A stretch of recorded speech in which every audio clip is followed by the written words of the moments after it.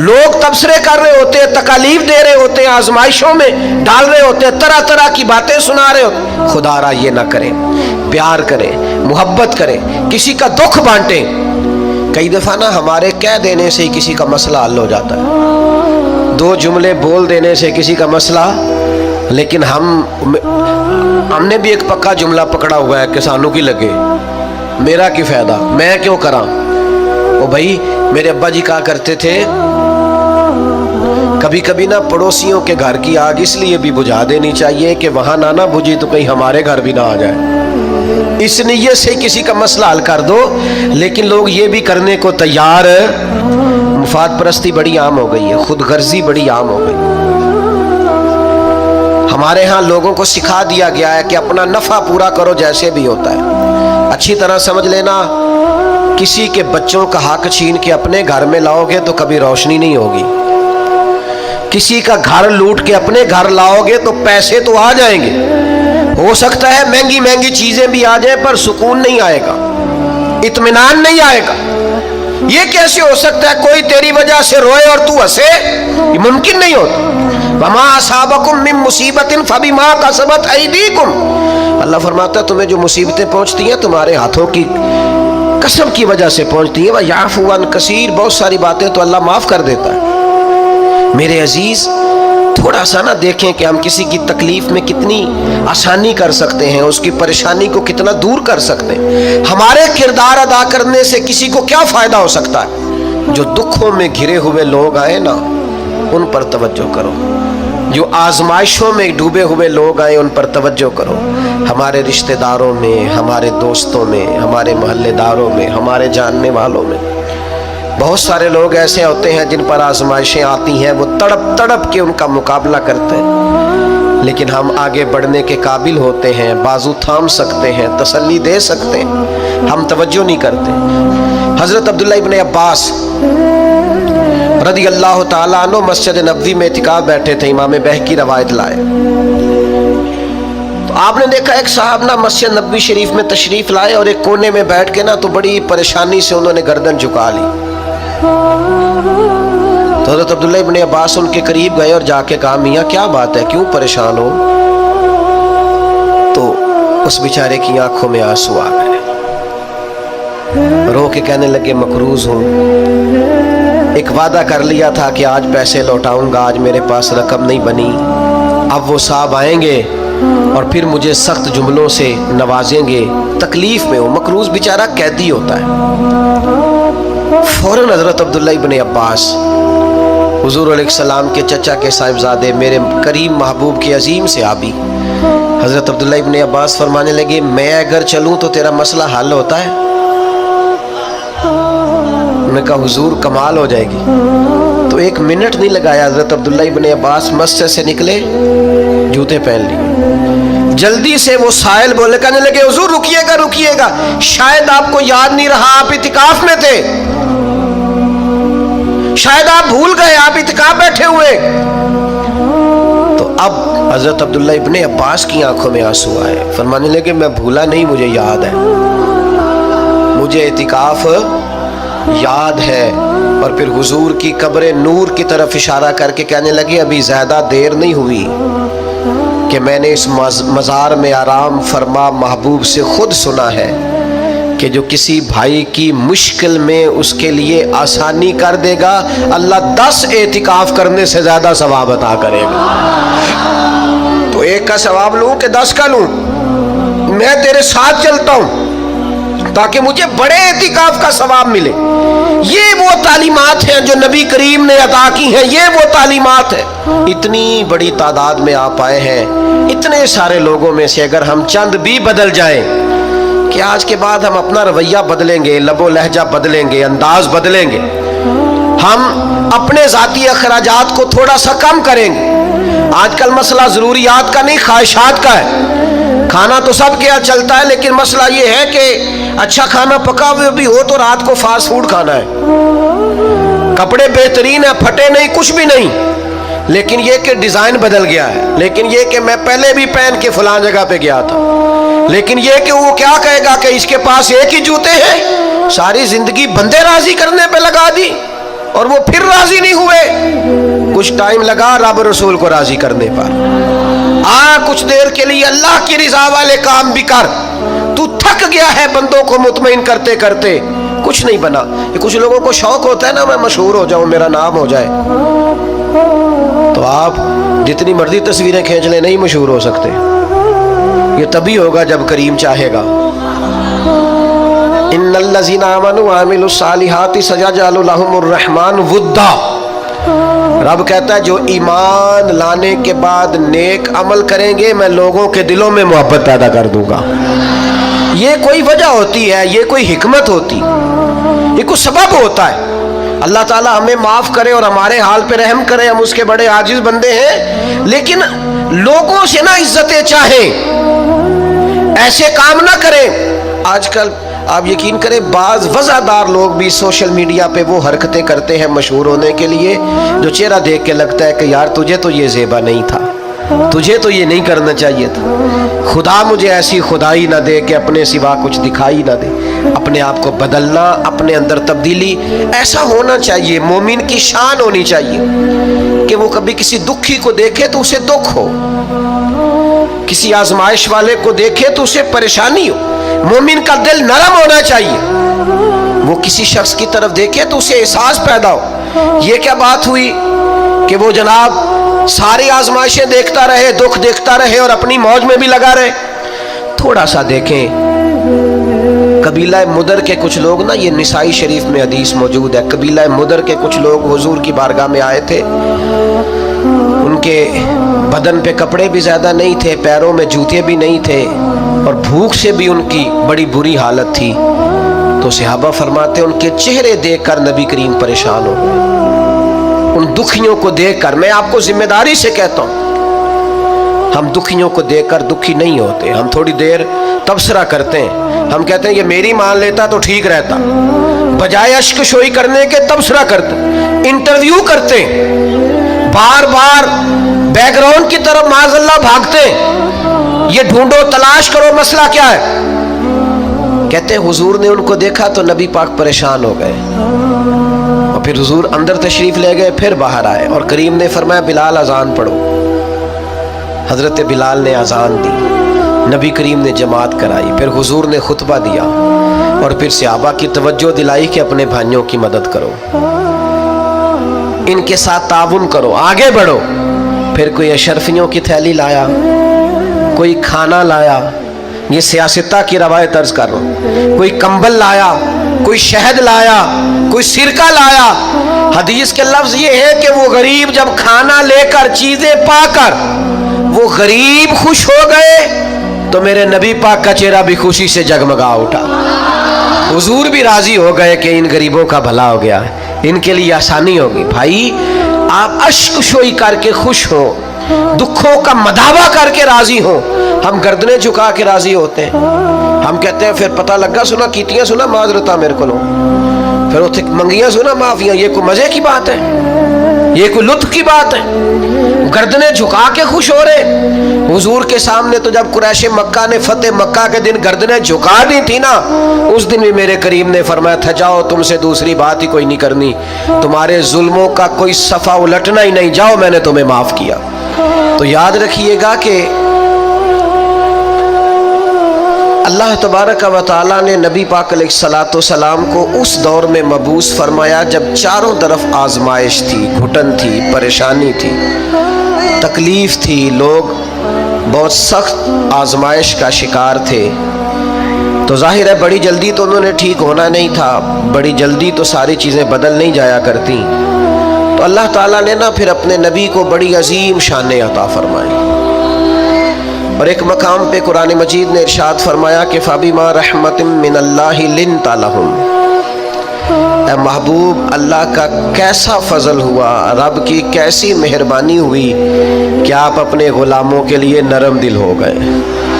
وَلَوْ كُنْتَ فَظًّا غَلِيظَ الْقَلْبِ, اگر آپ تند مزاج ہوتے, سخت دل ہوتے, اگر تند مزاج اور سخت دل ہوتے, لَنْفَضُّوا مِنْ حَوْلِكَ, تو یہ آپ کے گرد سے پریشان ہو کر بکھر جاتے.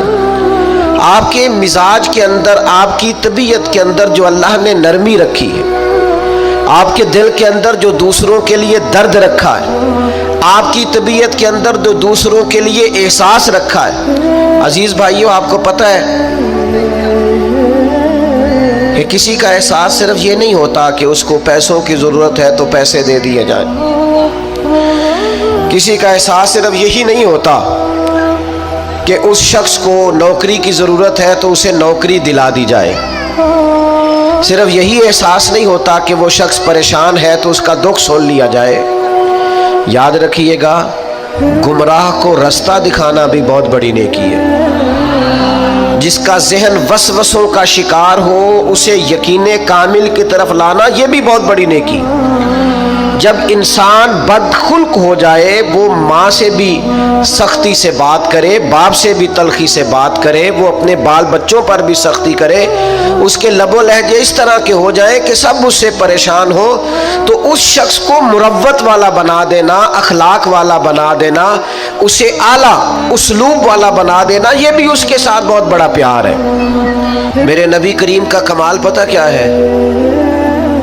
رسول پاک علیہ السلام نے اس طرح کا رنگ دکھایا ہے کہ جو گمراہ تھے نا، وہ دوسروں کو ہدایت کی طرف متوجہ کرنے والے بن گئے، خود نہ تھے جو راہ پر اوروں کے ہادی ہو گئے، جن کی وجہ سے ان کے گھر والے تکلیف کا شکار تھے، آزمائش کا شکار تھے، ان سب کو نبی پاک علیہ السلام نے اپنے اہل خانہ کے ساتھ محبت کرنے والا بنا دیا، اور اس طرح کے انداز حضور نے بتائے، اس طرح کے طور طریقے سکھائے، اس طرح کا نبی پاک علیہ السلام نے لوگوں کو سمجھا دیا، سکھا دیا۔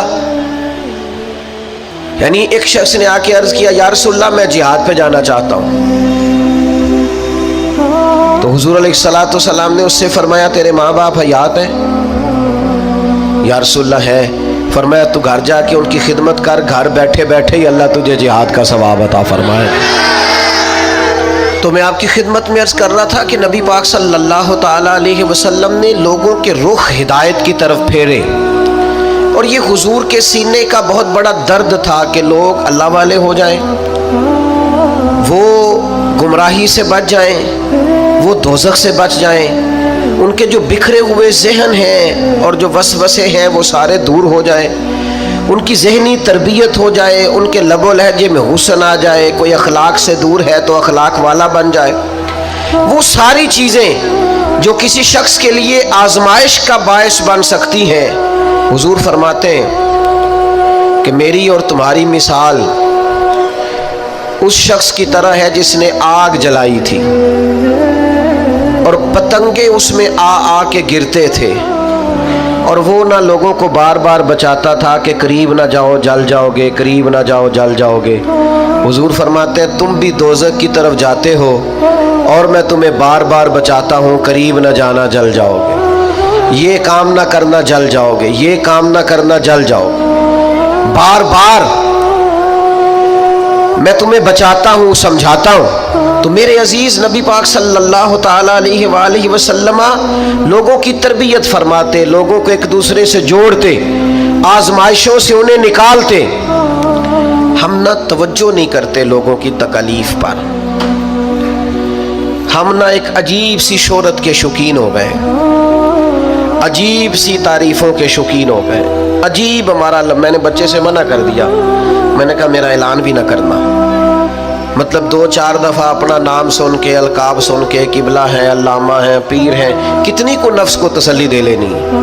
چیزوں سے نکل آئیں، اب حقیقتوں کی طرف آئیں، سادگی کا وہ حسن اختیار کریں جس میں برکات ہوتی، وہ چیزیں لے کے آئیں جس سے ٹھنڈک پیدا ہوتی۔ ہر چیز کو شو آؤٹ کرنا، ہر چیز کو بتانا، دکھانا، سجانا، سنوارنا، تھوڑا سا اس سے باہر نکلیں، حقیقت کا سفر کرنے کی ضرورت ہے۔ یہ لوگ دیتے ہیں نا، غریبوں کو بانٹتے ہیں، سیلاب آ گیا، آزمائش آ گئی، راشن، تو ایک آٹے کی گتھی بٹ رہی ہوتی ہے، ایک لینے والا ہوتا ہے اور 6 نے ہاتھ رکھے ہوئے ہوتے ہیں۔ اگر تو آپ اللہ کی رضا کے لیے دے رہے ہیں تو پھر تو ضرورت نہیں تھی ان ساری تصویر سازیوں کی، اور اگر آپ کا کوئی اور مقصد ہے تو پھر بھائی کیا کہا جا سکتا ہے، پھر کیا سمجھایا جا سکتا ہے۔ ہمیں غور کرنے کی ضرورت ہے کہ ہم نہ ساتھ بھی دیتے ہیں تو مالداروں کا، ہم کھڑے بھی ہوتے ہیں تو تگڑے لوگوں کے ساتھ، وہ غریب آدمی جو الجھ جاتا ہے، مسائل کا شکار ہو جاتا ہے اور اتنا اعصابی طور پر تھک جاتا ہے کہ معاذ اللہ خودکشی تک کا لوگ سوچنے لگتے ہیں۔ یہ دیکھیے نا سیاستہ میں روایت حضرت ابو سعید خدری رضی اللہ تعالیٰ عنہ بیان فرماتے ہیں، ایک تاجر تھا، اسے بہت زیادہ نقصان ہو گیا تجارت میں، وہ خسارے میں آ گیا اور وہ بڑی آزمائش میں آ گیا۔ آپ کو پتہ ہے جب تک تو انسان بڑا مالدار ہوتا ہے تو اس کے دوست بھی بڑے ہوتے ہیں، دعوتیں پکتی ہوں تو آنے جانے والوں کی کمی نہیں ہوتی، لیکن اگر انسان کمزور پڑ جائے، نقصان ہو جائے، اگر اسے نقصان اور خسارے ہو جائیں تو وہ تیری آنکھ ہو یا سنگ ملامت کی چبھن، کون پہنچا ہے میرے درد کی گہرائی تک، دور شہرت میں تو یاروں نے کیا یاد بہت، پر ساتھ آیا نہ کوئی کوچہ رسوائی تک، ساری عمر ہی آٹا گد ہے، لکھاں کیتے نہیں پیڑے، اب وقت آیا ہی تے محمد بخشا کوئی بھی نہیں بیٹھا نیڑے۔ چھوڑ جاتے ہیں لوگ، اسے خسارہ ہو گیا، تکلیف ہو گئی، قرضے چڑھ گئے، آزمائش آ گئی۔ نبی کریم کی بارگاہ میں جب وہ آئے نا تو حضور نے کچھ لوگوں کی توجہ دلائی۔ کریم فرمانے لگے اپنے بھائی کی مدد کرو، اسے قرضوں سے نکالے، اللہ نے مہربانی کی ہے، نبی پاک کو نرم دلی عطا کی ہے، آؤ ہم بھی سب حضور کا یہ فرمان یاد رکھیں اور ایک دوسرے بھائی کا بازو تھامیں اور لوگوں کو آزمائشوں سے نکالے۔ حضور نے فرمایا مدد کرو، تھوڑے تھوڑے پیسے صحابہ نے جمع کیے، لیکن وہ حالات بڑے سخت تھے، اتنے پیسے نہ ہو سکے کہ قرض ادا کیا جا سکے، قربان جائے۔ پھر نبی پاک نے اس شخص کو بلایا جس کے پیسے دینے تھے، فرمایا تھوڑے لے لے، اور بیچارہ پریشان ہو گیا ہے، باقی تو معاف کر دے۔ کون ساتھ کھڑا ہوتا ہے؟ بڑے اپنے کہلانے والے، بڑے قریبی کہلانے والے، بڑے دعوے کرنے والے ساتھ چھوڑ جاتے، لیکن نبی پاک کو اللہ نے جو نرم دلی عطا کی، جو سرور کائنات کے سینے میں اللہ نے اپنی مخلوق کے لیے نرمی رکھی ہے۔ ہمارے ہاں نا جب تو کسی سیاسی جماعت کے بڑے کام کو شخص کر رہا ہوتا ہے تو وہ کہتے ہیں ہمارا سرگرم کارکن ہے، اور وہی بندہ کسی پریشانی میں پھنس جائے تو کہتے ہیں وہ اس کا ذاتی مسئلہ ہے، ہمارا نہیں۔ کسی پیر کے آستانے پر ڈیوٹی دے رہا ہو، جھاڑو دے رہا ہو تو منظور نظر ہوتا ہے، لیکن اگر بیچارہ مقروض ہو جائے تو پھر پیر صاحب کہتے ہیں میں انجدے کمج نہیں ہوتا، میرا یہ شعبہ نہیں، میں یہ کام نہیں کرتا۔ پھر لوگ بڑی آسانی سے دامن بچا کے گزر جاتے، او بھائی تو کس طرح کا ہے جو صرف سکھوں کا ساتھی ہے؟ تو نے دکھوں میں حوصلہ دینا بھی پسند نہیں کیا، دو میٹھے بول بھی تیرے زبان سے نہیں نکلے۔ آؤ نا دیکھو میرے نبی پاک کو اللہ نے کیسی نرم دلی عطا کی ہے، کیسا رنگ دیا ہے، کیا محبوب کے سینے کو اللہ نے نوازا ہے۔ آپ کبھی غور فرمائیں تو حضور علیہ الصلوۃ والسلام کئی مقام پہ اس بات کو دہراتے ہیں، ارشاد فرماتے ہیں میں رشتے توڑنے کے لیے نہیں، میں رشتے جوڑنے کے لیے آیا ہوں۔ محبوب نے لوگوں کو جوڑا ہے، ان کی تربیت فرمائی، فکری، نظریاتی، علمی اور اعتقادی تربیت نبی کریم صلی اللہ تعالیٰ علیہ وسلم نے لوگوں کی فرمائی۔ حافظ منذری نے حدیث لکھی ہے الترغیب و ترہیب میں، ایک مقام پہ نبی کریم علیہ السلام تشریف فرما تھے تو نبی پاک علیہ السلام نے بہت بڑی بات ارشاد فرمائی، بہت بڑی۔ حضور علیہ السلام نے فرمایا کہ ہماری اس محفل میں اگر کوئی رشتوں کو توڑنے والا موجود ہے تو اٹھ کے چلا جائے۔ صحابہ کے مجمع میں سرکار نے بیان فرمایا۔ میں دوستوں سے آج کہہ رہا تھا کہ ہم خوش ہوتے ہیں نا حضور کے میلاد پر، ہمارے کلیجے ٹھرے ہوئے ہوتے ہیں نا، آنکھیں ٹھنڈی ہوتی ہیں نا، تو ایک جرت نہ کریں کہ جس سے ہم ناراض ہیں اسے فون نہ کریں کہ یار حضور کا میلاد آ گیا، آجو صلح کر لیں۔ تھوڑا جوڑ نہ جائیں، تھوڑا طبیعتوں کو نرم نہ کر لیں، تھوڑا محبتیں نہ بانٹیں، نبی کریم کا میلاد آ گیا۔ ہم یہ کرتے ہیں کہ ہم وہی روایتی پن برقرار رکھتے ہیں اور سینہ کشادہ نہیں کرتے۔ کریم نے فرمایا اگر کوئی رشتے توڑنے والا موجود ہے تو اٹھ کے چلا جائے، اس لیے کہ جہاں کوئی رشتوں کو توڑنے والا موجود ہو وہاں اللہ کی رحمت نازل نہیں ہوتی۔ حضور نے یہ ارشاد فرمایا، ایک صحابی اٹھ کے گئے، تھوڑی دیر کے بعد واپس آئے، عرض کی یا رسول اللہ میرے ماں باپ قربان ہو، ہمارا تو سب کچھ آپ کے قدموں سے وابستہ ہے نا۔ خالہ ناراض تھیں، آپ کا ارشاد سنا ہے میں راضی کر کے آیا ہوں، فوراً عمل کیا ہے۔ نبی پاک صلی اللہ تعالیٰ علیہ وسلم نے لوگوں کو ہدایت کی طرف، نور کی طرف، نرم دلی اللہ نے عطا کی ہے نا حضور کو۔ حضرت جابر ابن عبداللہ رضی اللہ تعالیٰ عنہ بیان فرماتے ہیں کہ میرے والد احد میں شہید ہو گئے تھے اور قرضے کا بوجھ تھا اور بہنوں کا ساتھ تھا، تو میں نے کچھ لوگوں کا قرض دینا تھا، تو باغ میں کھجوریں پکی ہوئی تھی، تو کچھ دیر تو میں نے انہیں روکے رکھا کہ کھجوریں پکتی ہیں تو دیتا ہوں، کھجوریں پکتی ہیں تو دیتا ہوں، کھجوریں پکتی ہیں تو دیتا ہوں۔ تو جب کھجوریں پکی تو کھجوریں تھوڑی اور قرضہ زیادہ۔ اب میں آزمائش میں آ گیا، کروں تو کیا کروں، جاؤں تو کدھر جاؤں۔ پہلے دوستوں سے بات کی، قریبیوں سے بات کی، اور جب کوئی سہارا نہ بچا تو میں دروازہ رسول پہ حاضر ہو گیا۔ وہ اپنے پرائے کا غم کھانے والا، مرادیں غریبوں کی بر لانے والا، مصیبت میں غیروں کے کام آنے والا۔ کون؟ کون؟ وہ نبیوں میں رحمت لقب پانے والا۔ میں حضور کی بارگاہ میں گیا، یہ وہ بارگاہ عالی مرتبت ہے کہ حضور کے دروازے پر جو بھی چلا جاتا ہے نا، اللہ اس کے لیے رحمتوں کے دروازے کھول دیتا ہے۔ دوستو کبھی غور کرنا، حضرت جابر ابن عبداللہ گئے، یا رسول اللہ یہ پریشانی ہے۔ حضور نے پیغام بھیجا ان لوگوں کو جن کو قرض لینا تھا، فرمایا تھوڑے تھوڑے لے لو، بقیہ پھر مل جائیں گے۔ لیکن وہ یہودی تھے، انہوں نے بات نہ مانی۔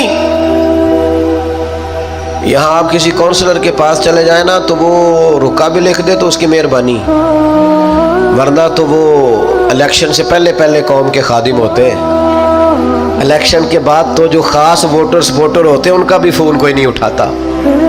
وہ جڑے کہندے نا اساں جتایا ہے، اسی جتانا ہے، وہ میں کہے تو جدو جتے گا ادھر پتہ لگے گا کنے جتایا ہے، اس وقت سمجھ آئے گی، سب درست ہو جائے گا، ہر چیز نکھر کے سامنے آ جائے گی۔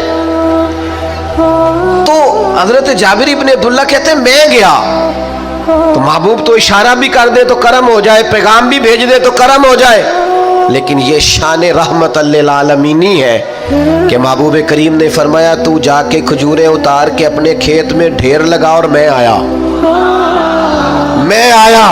میں نے سنا ہے وہ بن سنور کر میری عیادت کو آ رہے ہیں، تو چل اور میں آیا۔ قربان جائیں محبوب آئے، غلام فریدہ کدے آ جاویں تے میں سر نظرانہ دے سا، کبھی آپ آ جائیں، کبھی کرم ہو جائے، چر ہویا مینو ترلے لیندیاں، کدے موڑ میرے ول واگاں، خواب میری وچ ایک وار جے آویں میں ساری عمر دا جاگاں۔ نبی پاک صلی اللہ علیہ وسلم نے فرمایا آپ چلیے اور میں آیا۔ حضرت جابر ابن عبداللہ فرماتے ہیں میں نے کھجوروں کا ڈھیر اپنے باغ میں کھیت میں لگا لیا تو کریم تشریف لائے، ایک چکر حضور نے میرے ڈھیر کا لگایا، پھر حضور نے فرمایا تولتا جا اور دیتا جا، تولتا جا اور اب تنگی یہ داماں پہ نہ جا، اور بھی کچھ مانگ ہے، آج وہ مائل باتا اور بھی کچھ مانگ۔ اور بریلی کے امام کہتے ہیں واہ واہ کیا جود و کرم ہے، واہ کیا جود و کرم ہے شہ بطحہ تیرا، نہیں سنتا ہی نہیں سنتا ہی نہیں مانگنے والا تیرا۔ اور یہ اس لیے ہے کہ میں تو مالک ہی کہوں گا